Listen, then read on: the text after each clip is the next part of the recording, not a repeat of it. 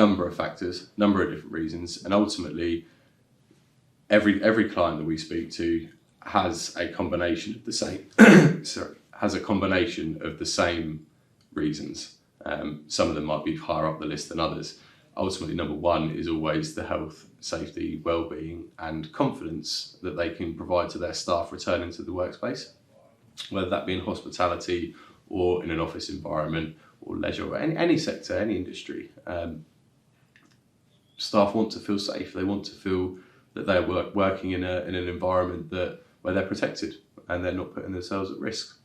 So that's number one, really, the confidence factor. I think that this antimicrobial product provides, Touchpoint Shield provides.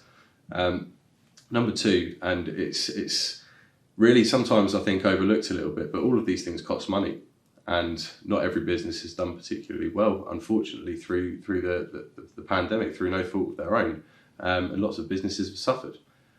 So therefore, not everybody has endless budgets to be able to spend on wonderful solutions that are going to provide them the safety that their staff need.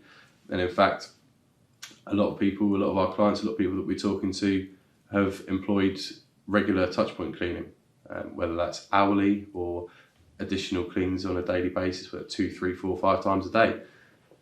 That comes with almost an unseen cost, certainly to the staff. And if you ask the staff may well say, I don't really care what it costs, it needs to be done. But ultimately, there isn't an endless pot of money. And so something needs to be done that's a long-term solution that's affordable and sustainable. And that's where Touchpoint Shield comes in. Touchpoint Shield is a sustainable, affordable solution.